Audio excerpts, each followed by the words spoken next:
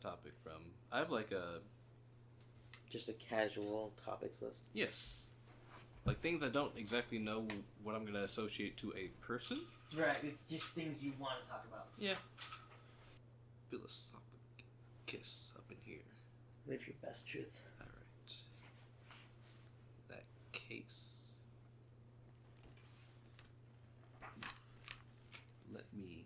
Oh, maybe I'll get It's All Made Up tattoo. I want that on your tombstone. No, I don't want a tombstone. Fuck that. What do you want then? Well, because it's so weird that we have a spot for dead people. You want just like everyone to like scatter your ashes? Yeah, let's like, burn the body. Like, why do I scatter your ashes into It's All Made Up? Yeah, turn it into paint, mix it into paint, and then graffiti the side of a building with it, so I know it's there. But no, like, so if you think about it, it's so weird that people have this square patch of dirt can never be used for anything because that person's body is there. Like, I mean, I don't know. He's dead. Who cares? You should ask, what do we call them now? The Native Americans? I heard that there's some burial places that we're treading on, and we build houses over. Oh, yeah. But, I mean, I think that it's a two-sided coin. So, like, yeah, respect traditions, yes. But also that's not me. Well, respect the dead. But why? Why not? They're... Exactly. Do they not deserve respect, or... No. Not at all. But it's made out, like... That's all made up. But... how do I describe that? Pretty soon, but they're dead. But they are dead, so what? They don't care. They don't care. And they cared when they were alive. But they're not now. Like, they're not now. Like, I'm not saying that go fucking destroy tombstones. Yeah. You know what I mean? But just like, I need oil. Why do I need? For me personally, like the way I view it and how I want things, like I don't need to be buried because that's just a space of land that in that I don't case, care about. Let me bring this argument to you. You don't want a tombstone, but let's say we don't respect your wishes and get you a tombstone. How would you feel? I don't care. I'm dead. I don't. Because I'm dead and it's all made up. You can associate whatever. But by the end of this podcast, I'm going to ask you a question, and then you're just going to answer, it's all made up. Isn't it, though? We're not going to get anywhere. What do you like on your pizza that's all made up?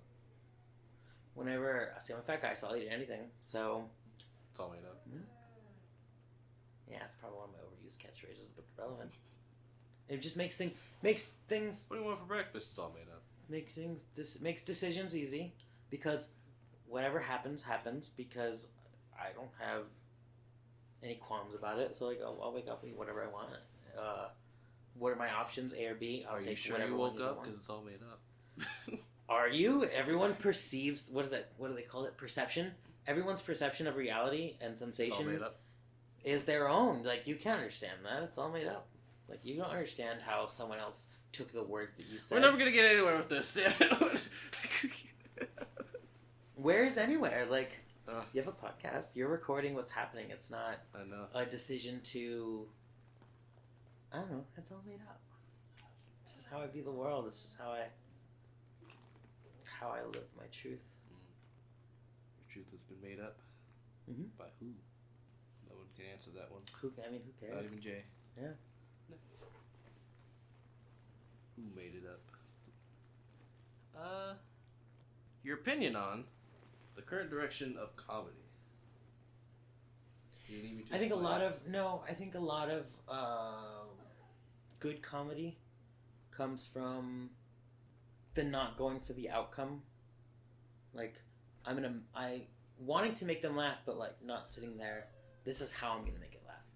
Knowing that jokes are not really jokes because I don't like stand-up comedy. But I think a lot of it is the way that it works itself there, not with setting up the intention of this is gonna be funny, so this is how I'm gonna do it. Just letting things be naturally amusing. Because it's hard to ask for everything to be funny. Some things can be just amusing. You know what I mean? So, what I'm mainly referring to is like what probably would have been told, say even 5 years ago. People are just gonna boo you out of the venue for now. I should probably get close to the mic. I'm in like the back of the chair, Just like chilling. yeah. I'm. You missed the opportunity to get like one of those black leather like you're the Sectional, therapist, yeah. and I'm like sitting here. The lie down. So why don't you believe it's all made up? Oh, yeah. No, doc. I mean, and sit there and. But who made it up? I mean, hey, who knows? It's all made up. Why does it matter? But I think with comedy, I think that senses and what people view as funny. No. What people view as okay to talk about have shifted. Right. So now that things are funny, they're funny because they're relatable and they're like again I think more amusing than anything. Like, oh yeah, I do that too, and then just in the way that they're telling the amusing stuff, when the funny stuff comes out, you're already in like kind of chuckling mood. Yeah. I think what is it? Comedy's timing. Yeah. Like I think the content of the comedy now has shifted, but I think a lot of that has to do with how sensibilities and just people's moral beliefs are just different now. Like people can talk about stuff and make jokes about stuff that other people thought was taboo and like senseless, which maybe it is, but who cares? It's all made up. Like it's funny though. A lot of people say comedy has died. I forget exactly when. There's a specific year that said it died, but because everyone's too PC and everyone's afraid to call each other nigga and faggot and what is the other word? It's for that's not Jew is not a slur. It's not.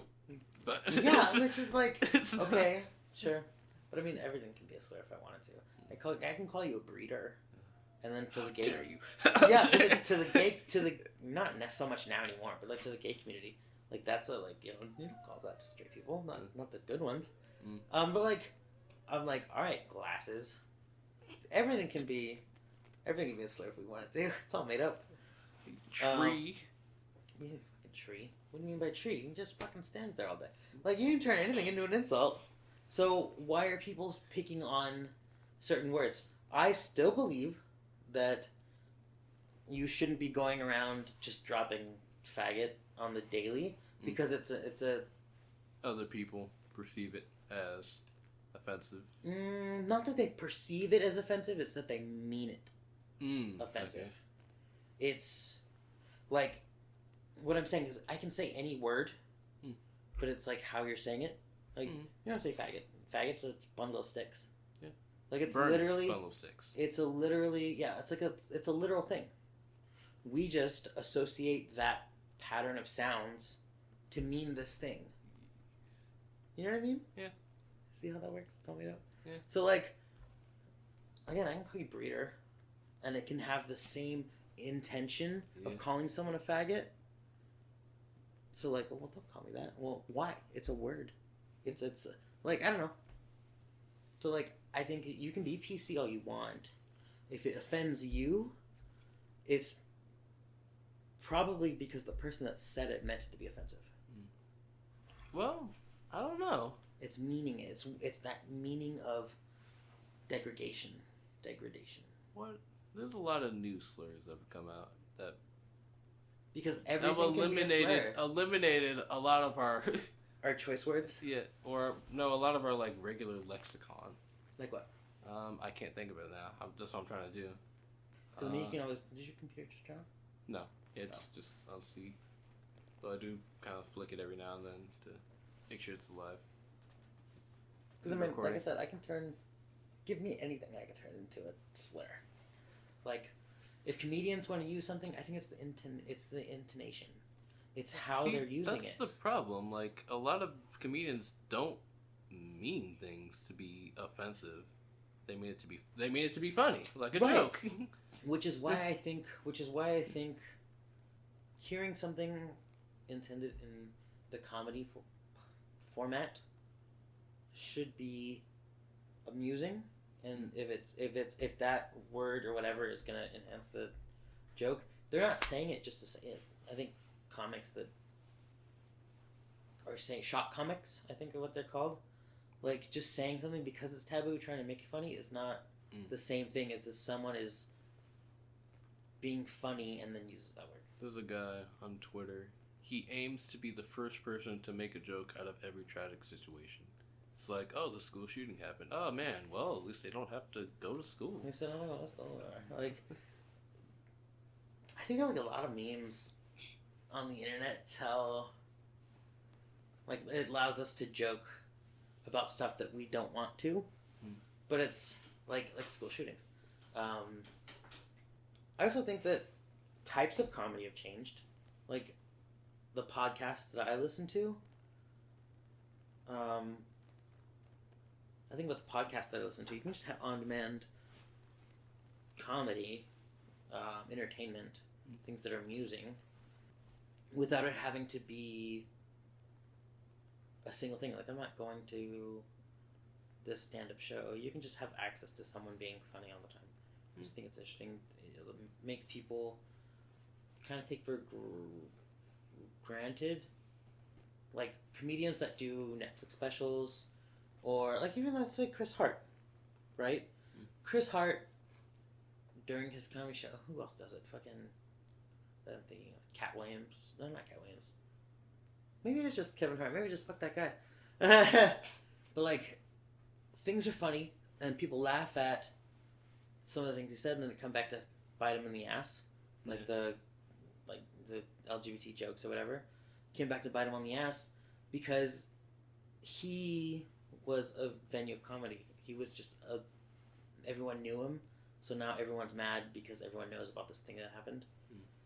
But I think with comedy podcasts is things can be funny and they're not getting backlash, which means, or I mean, they're going to get backlash from people, but it's not like everyone let's be mad at this guy now because he said this word. I feel like that's how a lot of PC words, like super sensitivity, comes, is because everyone is just like, well, I'm offended. Well, oh, you're offended? I'm offended. Just like, be offended. Who cares? That's like, why rally? That's actually another thing I want to get your opinion on. The recent trend of something you said like 10 years ago coming back to bite you. Because people have changed. Yeah. Other people have changed. Like, I used to think this thing, now I don't. Like, certain things that... Like, to what scale? To what... The Kevin Hart situation. About, like, huh? Are we talking about, like, in terms of, like, politics? Like, public figures? Or just, like, in your everyday life, now that Facebook is a thing? Yeah, well, who... I want to say, like, Liam Neeson or something? In fact, it wasn't even something he said, like, 10 years ago. I think it's Liam Neeson. He talked about an experience where, like, he was racist at a time, and then he learned from that, like, event and learned to not be racist. And people belittled him for it. Like, oh, how dare you think? Oh, yeah. Like, that. Like, how dare you be... How dare you learn from your mistakes? You shouldn't have had the mistakes in the first place. Exactly. Like, who's fucking perfect? Why does it matter? That person that you're speaking to that much time later, I know it sounds like I'm contradicting myself with the whole Kevin Hart thing, but like, you can be that person before because now so much time has passed, so many things have happened that person did not have those life experiences. They are essentially someone that's just made up.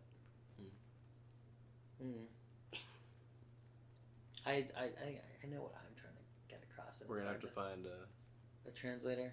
We're gonna have to find some a gay J to straight translator. Nah, that's not the problem. We need to expand your vocabulary. That's probably true. So we can come to a conclusion other than it's all made up. But what other conclusion is there? I'm such a hedonist that I'll do what I want because that's what I want.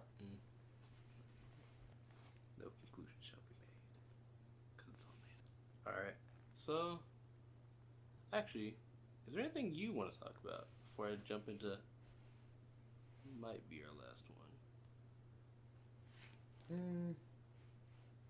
Anything you can think of? I'm trying to think what's great for the listening audience.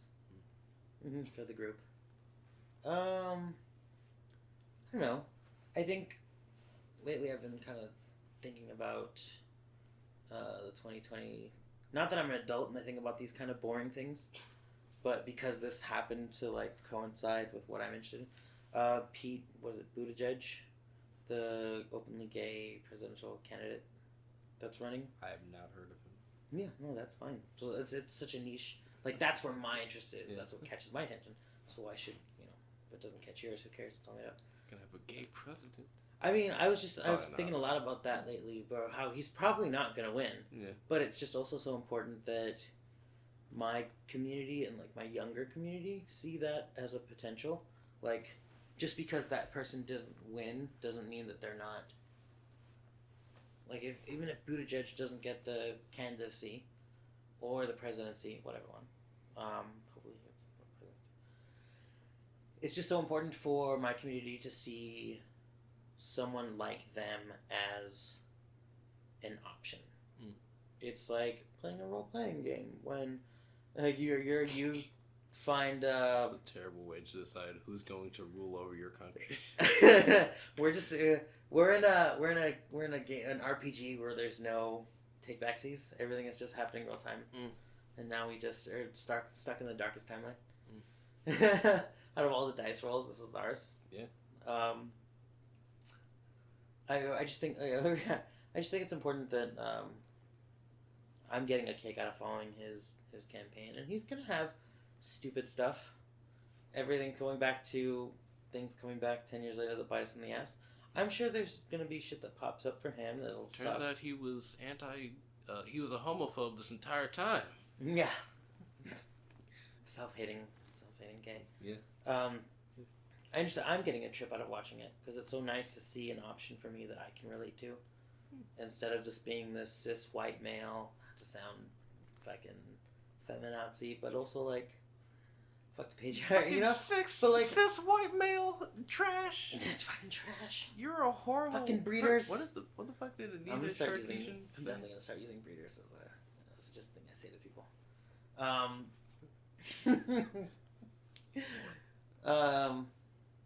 I just think it's nice to see an option that I can see myself in, and not seeing this version of representation as something that I don't think can represent me.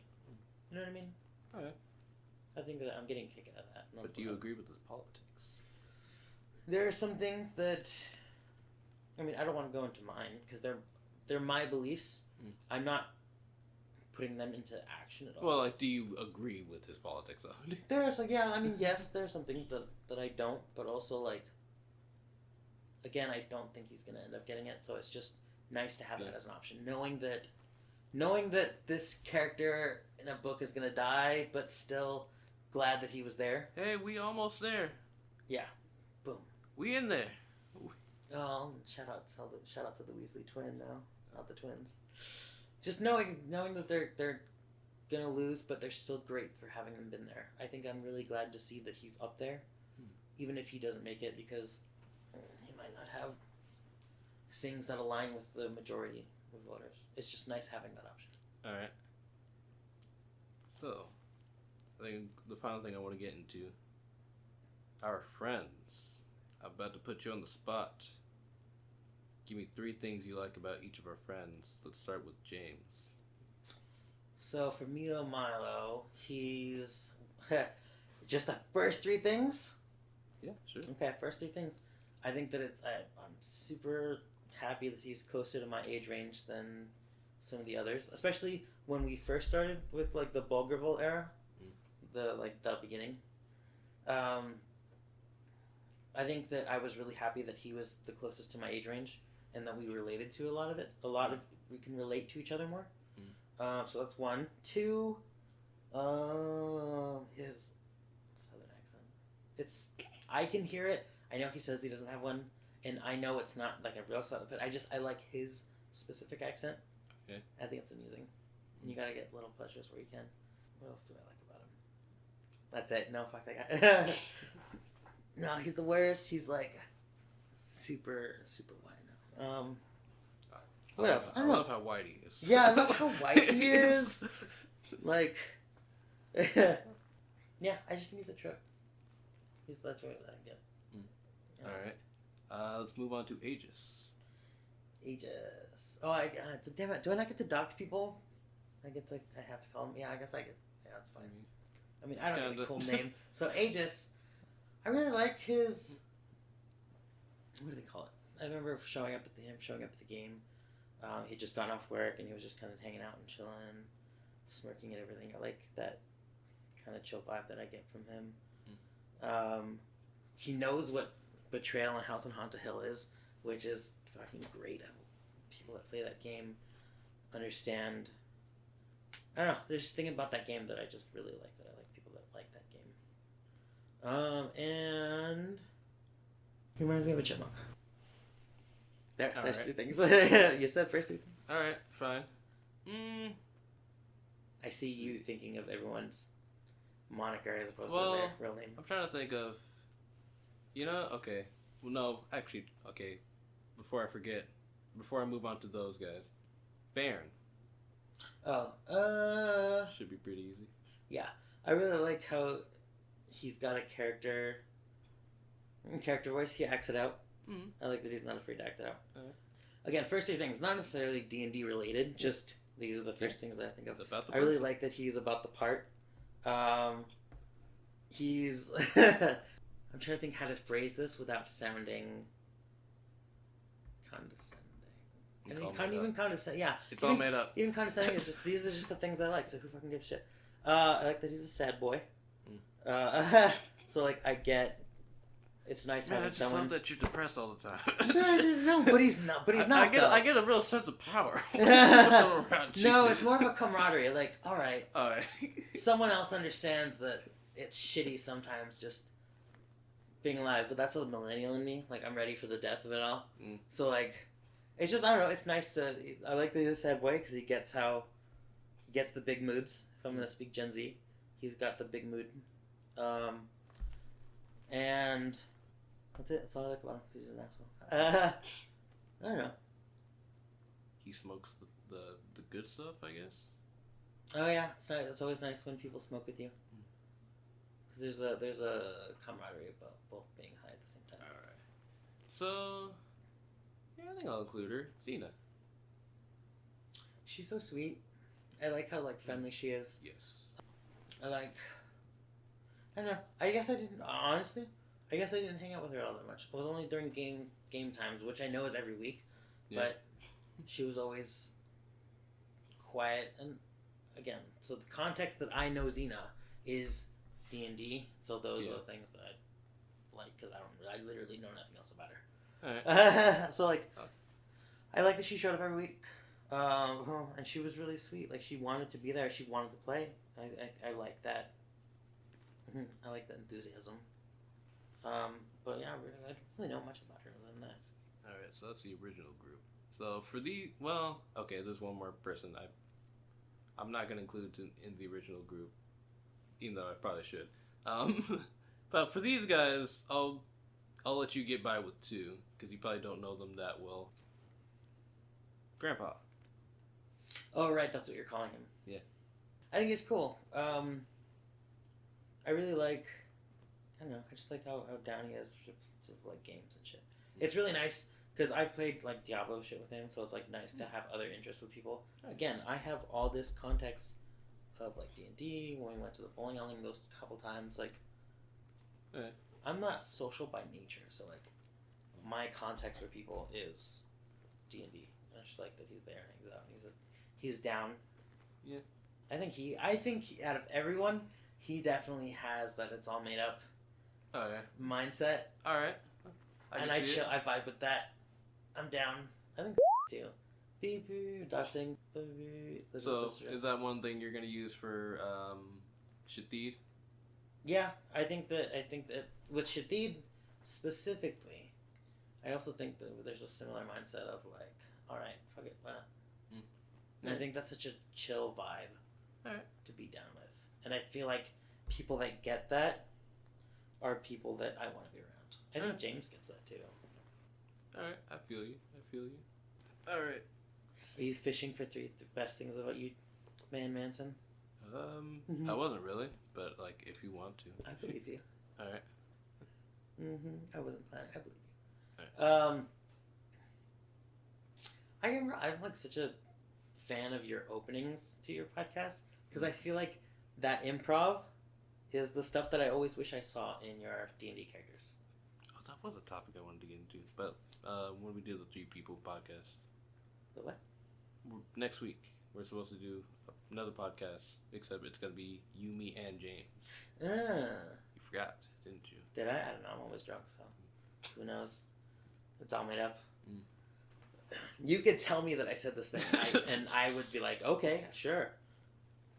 Why would he lie? No, but like I always want to see that Jonas, that Manson. I don't know. Did you dox yourself? So, yes and no. Someone else did it for me, but what are you referring to yourself as? So I should probably explain. In the beginning, I was like Manson and Fake Namerson, but then I decided, that's kind of confusing. I'm gonna split these 2 characters. Manson is the guy who's on the podcast. Okay. Fake Namerson is the guy who's editing the podcast. Okay. Manson is on the scene. Fake Namerson is behind the screen. Okay, I love it. Okay, put things in context for me. But yeah, like I always want to see that energy in the D&D characters because, again, in the context of how I know you, like that's to have my best life. You need that from me. I need that from you. I need this to have my best D&D life. But yeah, I like how you seem fairly chill. I'm sure there's a lot going on inside your head that you're not saying, but like you're always down to clown. And I think I was super happy when you finally told alright, fuck off. Because that's such a good moment for all of you guys when you guys realize that, hey, Jay's the cooler guy.